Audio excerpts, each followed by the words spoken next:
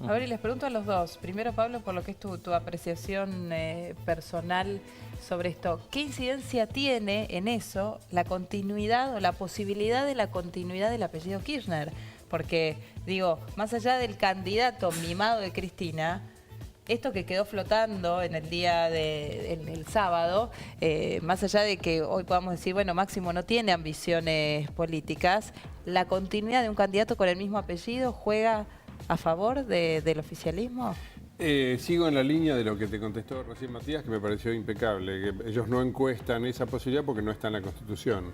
Bueno, esto es lo mismo, es incomprobable lo que dijo Máximo, no es que sea falso, yo no puedo decir es falso, porque no tenés pruebas para decir que es falso, que Cristina sería presidenta eterna si la dejaran.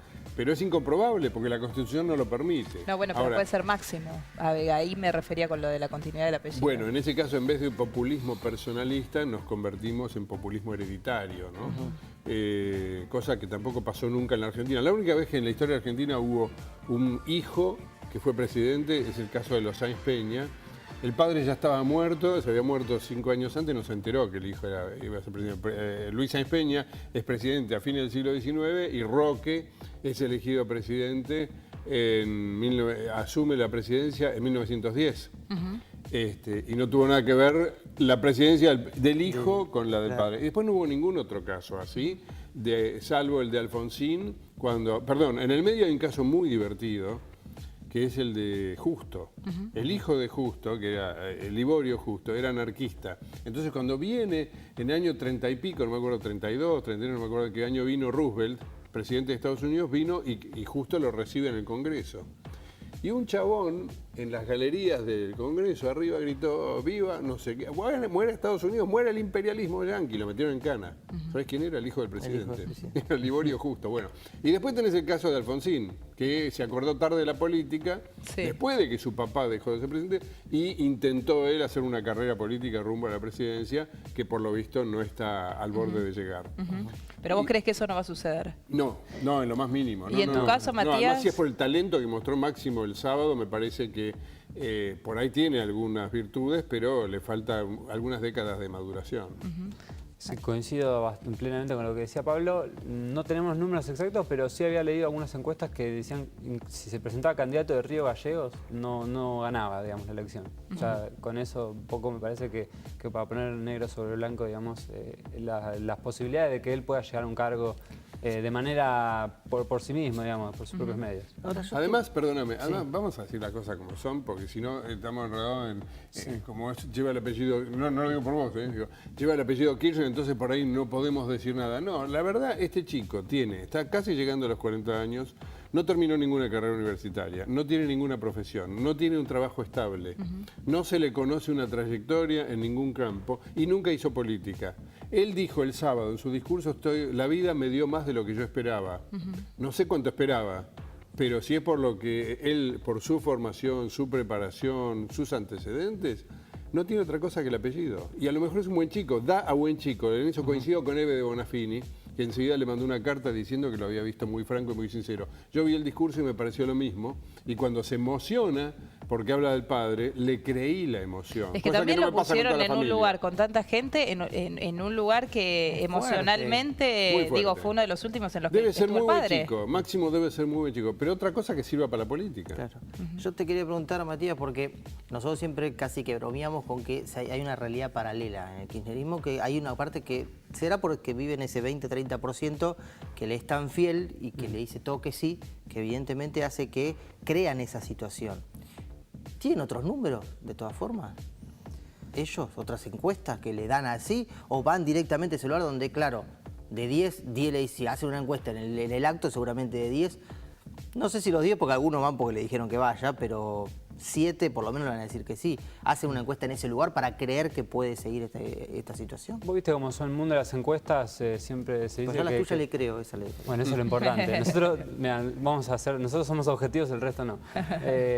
Siempre está ese tema de cómo tomás la muestra, dónde medís, cómo lo medís. En general, en el gobierno, nosotros no trabajamos con el gobierno, digamos, nunca hemos trabajado con el gobierno, con lo cual no podemos comparar con otras que hayan tenido. Sé que tienen encuestas de otras consultoras y que les dan bastante mejor.